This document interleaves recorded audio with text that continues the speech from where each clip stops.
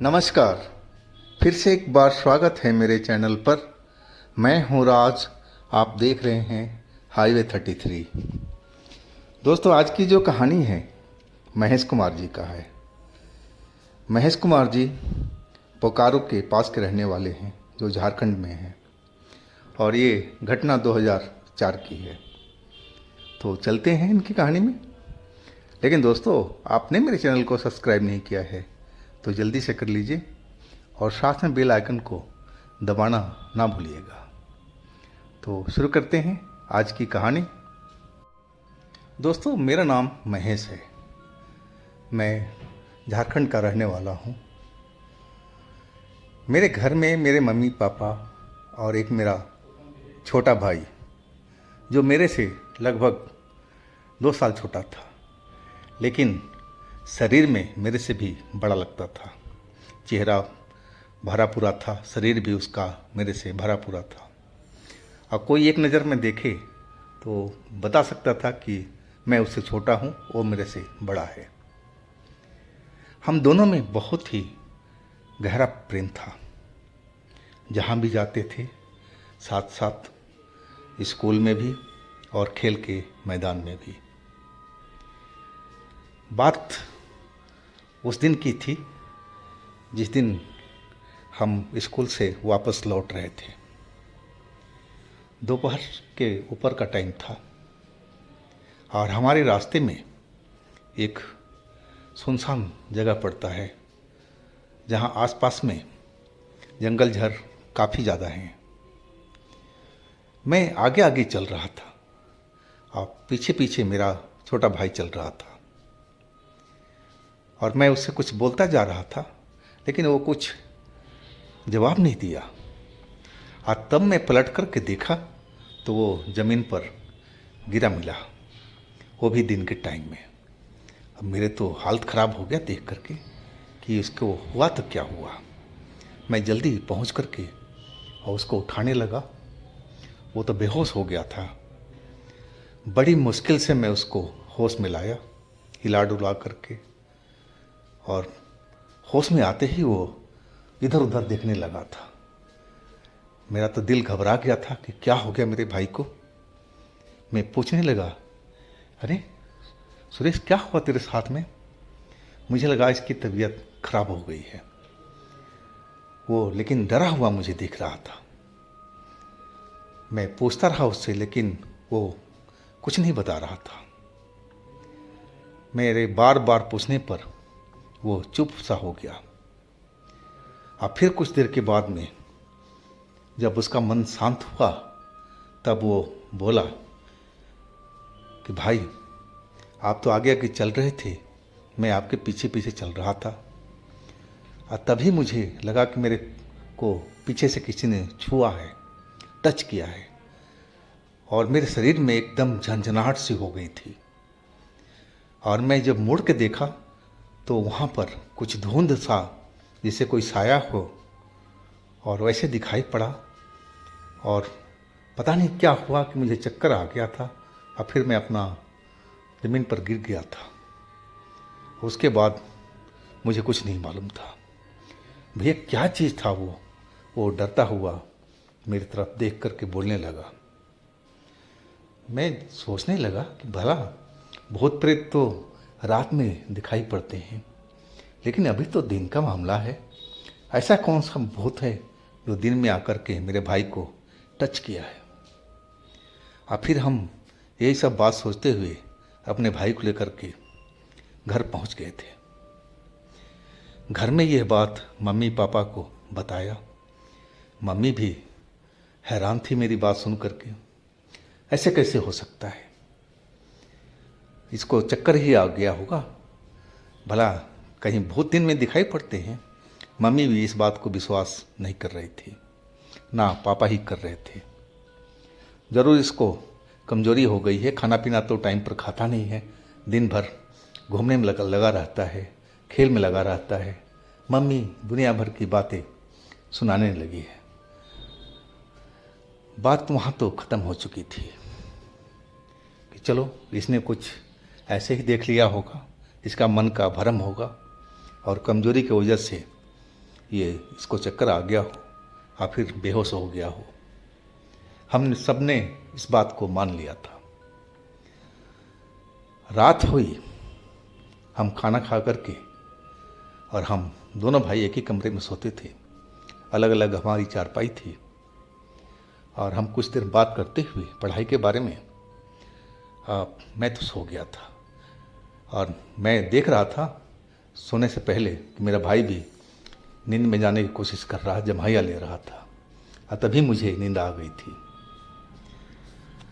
जब मैं उठा बाथरूम जाने के लिए तो रात के करीब 12:30 बजे का वक्त था। अब मुझे अपना भाई चारपाई पर नज़र नहीं आया। मैंने समझा कि यही बाथरूम करने गया है और मैं बाहर निकल गया, लेकिन बाथरूम साइड में तो वो मुझे दिखाई दिया नहीं। मैं ढूंढने लगा कि आखिर गया तो कहाँ गया। और रात में आवाज़ देना ठीक नहीं होता है, वो भी किसी का नाम लेकर के पुकारा जाना। मम्मी कहती हैं कि रात के टाइम में जब 12 बज जाता है तो किसी के नाम से रात में पुकारना नहीं चाहिए।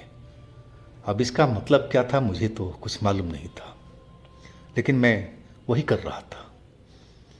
मैं देख लिया, नीचे में कहीं नहीं था। मैं सोचा कि मम्मी पापा को बताऊं क्या, लेकिन मैंने सोचा क्यों मम्मी पापा को परेशान करूं। एक बार बाहर भी निकल के देख लेता हूँ, गली में या फिर छत पर। अब 2 ही जगह बचे हुए थे। मैं पहले गली में गया। गली पूरा खाली थी, दूर दूर तक कोई मुझे नज़र नहीं आ रहा था। हाँ, कुत्ते कुछ बैठे हुए थे जो रोज़ हमारे गली में बैठा करते थे, वही मुझे दिखाई पड़े थे। अब मैं अंदर आ गया और छत पर चला गया। चांदनी रात थी, चांदनी की प्रकाश हर जगह पर फैला हुआ था। आसमान भी साफ था, तो दिखाई तो अच्छी तरह से दे रहा था। अब मैं सीढ़ियाँ चढ़ता हुआ छत पर पहुंचा तो मुझे भाई छत के किनारे पर खड़ा दिखाई दिया। उसके साथ में कोई था। मैं जो देखा था कि जो भाई था हमारा, उसका जो पीठ था हमारी तरफ में था, चेहरा दूसरी साइड में था और दूसरी साइड में कोई लेडीज खड़ी थी। मुझे इतना दिखाई पड़ा था, एक उसके खुले हुए बाल मुझे नज़र आए थे। अब मैं जैसे छत पर कदम रखा था सीढ़ियों से, एक काली बिल्ली पता नहीं कहाँ से मेरे ऊपर में कूद गई थी और वो भी चिल्लाते हुए। अब तो मेरे जैसे हार्ट फेल होने पर लग गया था और मैं सीढ़ियों पर नीचे बैठ गया डर के मारे। और वो बिल्ली अब सीढ़ियों पर खड़ी थी छत के ऊपर में और वो वहीं से मेरी तरफ देख करके गुर्रा रही थी। अब तो मेरी हालत तो खराब हो चुकी थी। इसका क्या मतलब है? मैं चुपचाप कुछ मिनट तो ऐसे ही बस बैठा ही रह गया कि ये बिल्ली कहाँ से आई और ये मुझ पर क्यों झपट्टा मारा था। मैं बिल्कुल बस वैसे के वैसे ही बैठा रह गया था डर के मारे। अब फिर मैं वो जो बिल्ली नहीं हटी वहाँ से, तब मैं धीरे धीरे करके अब मैं नीचे उतर गया और जा कर के मम्मी पापा का दरवाजे को खटखटा दिया। मम्मी का नींद पहले खुल गया था। बोली कौन? मैं बताया, यानी कि मम्मी आप लोग ज़रा बाहर आओ जल्दी से। मम्मी मेरी बात को समझ गई कि कोई ना कोई ज़रूरी काम है, नहीं तो रात में ये क्यों आता। और जल्दी से उन्होंने दरवाज़ा खोला और हड़बड़ाते हुए बोली क्या हुआ बेटा, क्या हुआ? अब मैं जल्दी जल्दी सारा बात उसको बताया कि मम्मी भाई ऊपर है। मैं जब उठा था बाथरूम से, मैं सारा बात उसको मम्मी को बता दिया। और मैं छत पर जैसे ही चढ़ रहा था तो मैं देखा कि भाई किनारे पर खड़ा है, कोने में, और उसके साथ में सामने में एक लड़की है या औरत है। मुझे उसका खुला हुआ बाल दिखाई पड़ा है। और बिल्ली वाली भी बात भी मैंने बता दिया। अब मम्मी तो एकदम बात सुन कर के दहल गई थी डर के मारे। बदन उनका डर से कांपने लगा था या गुस्से से, ये तो मुझे उस टाइम मालूम नहीं था। और पापा भी उठ गए थे। पापा उठते ही चौंकते बोले, क्या हुआ क्या हुआ? फिर मैं उनको भी सारी बात बताया। बोला, अभी ऊपर ही है क्या सुरेश? ने कहा, हाँ पापा। और मेरे पे तो बिल्ली झपट्टा मार दिया था। मुझे तो लग रहा था कि मेरे को मार डालेगी, नोच देगी। मैं तो जल्दी से बैठ गया था सीढ़ियों पर, नहीं तो मुझे तो वो जख्मी करने वाली थी। अगर मैं पीछे नहीं हटता तो शायद वो मुझे मार ही डालती। अब मम्मी भी डरी हुई और पापा एकदम सन से खड़े थे। और तभी पापा बोले कि तू लोग 2 मिनट रुको। और फिर वो हमारे जो मंदिर घर था, मंदिर घर के अंदर में चले गए। और जब बाहर आए तो उनके हाथ में एक माला था। वो माला लेकर के और फिर बोले कि तुम लोग यहीं पर रुको, मैं देख कर आता हूँ कि आखिर मेरा बेटा वहाँ छत पर क्या कर रहा है और किस औरत से, किस लड़की से बात कर रहा हो। पापा चले गए थे। और जब ऊपर में कुछ देर हो चुका था पापा के गए हुए, तो मेरे से रुका नहीं गया कि पता नहीं पापा के साथ में क्या हुआ होगा। अब मैं भी सीढ़ियाँ चढ़ता हुआ छत पर पहुंच गया। वहाँ मैं जो देख रहा हूँ कि पापा भी भाई के पास में खड़े हैं और भाई जो था वो ज़मीन पर गिरा हुआ था और पापा उसको उठा रहे थे।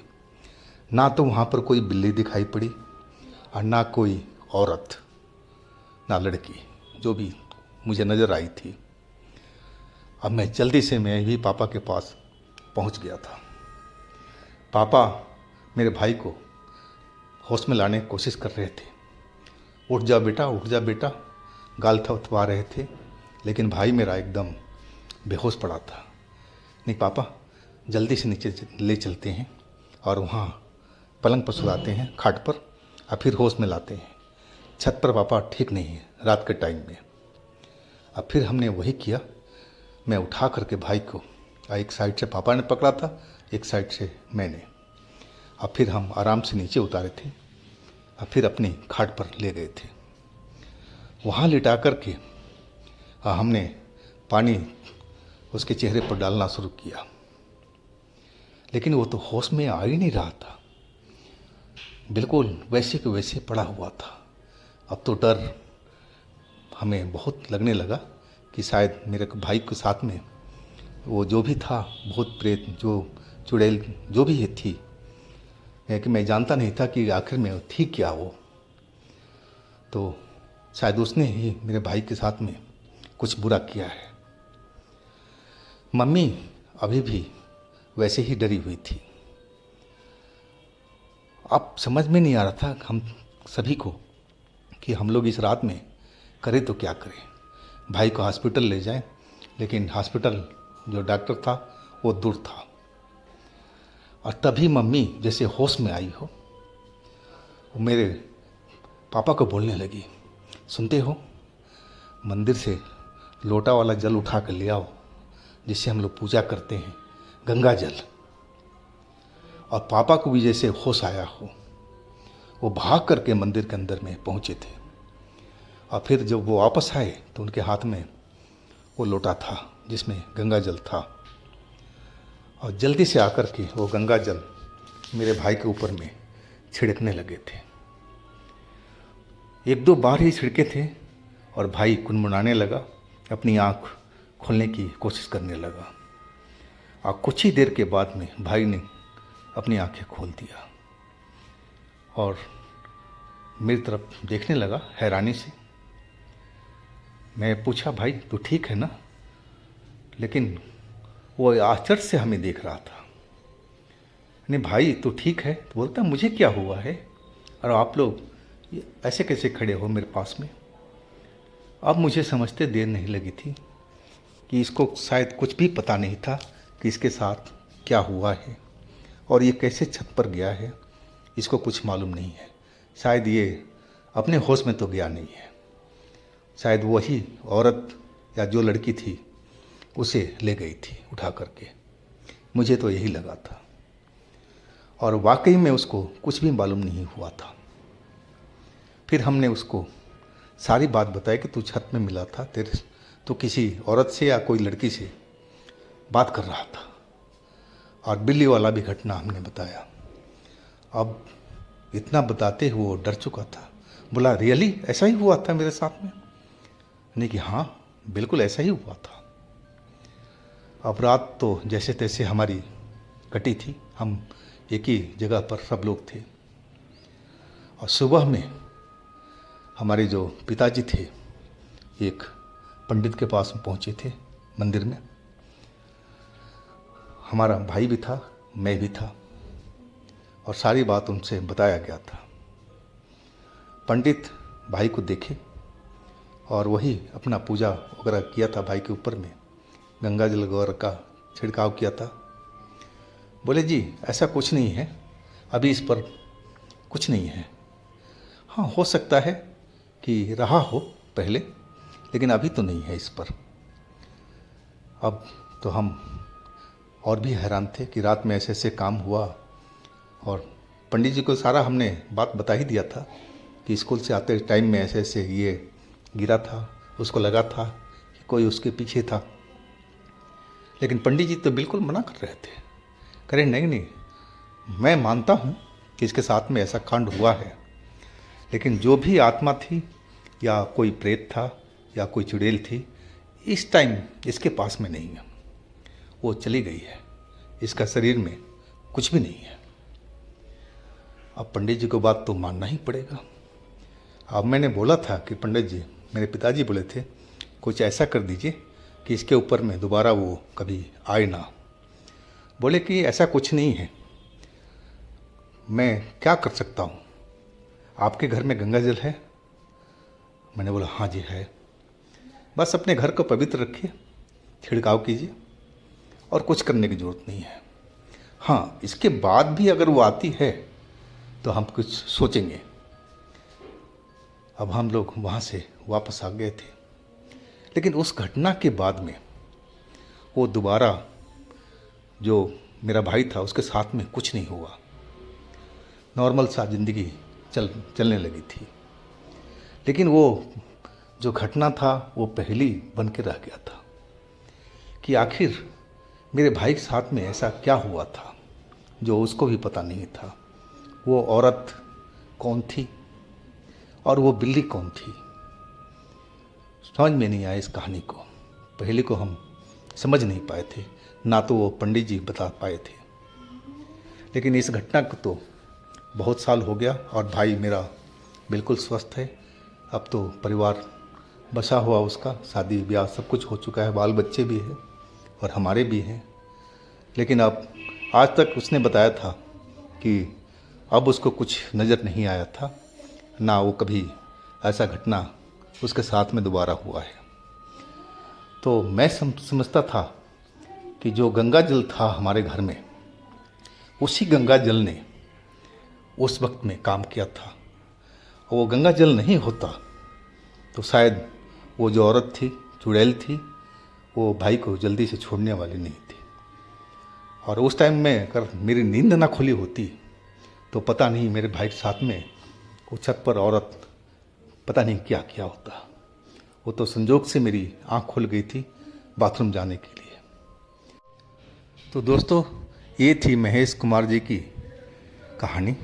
अगर आपके पास भी इस तरह का कोई घटना है तो आप मुझे इंस्टाग्राम पर या मेरे व्हाट्सएप नंबर पर ज़रूर शेयर कीजिएगा। और दोस्तों, मेरे दूसरे चैनल पे भी जाइए, उनमें भी अच्छी अच्छी कहानियाँ मैं डाल रखा हूँ जो आपको बेहद पसंद आएगी। चैनल का लिंक मैं नीचे डिस्क्रिप्शन बॉक्स में दे रखा हूँ, तो एक बार ज़रूर उन कहानियों का आनंद लीजिएगा। और मेरे इस चैनल को भी सब्सक्राइब कीजिएगा, लाइक कीजिएगा, शेयर कीजिएगा। फिर मिलते हैं अगले दिन एक नई घटना, एक नई कहानी के साथ में। आप लोग अपना बहुत ही ख्याल रखिएगा। नमस्कार।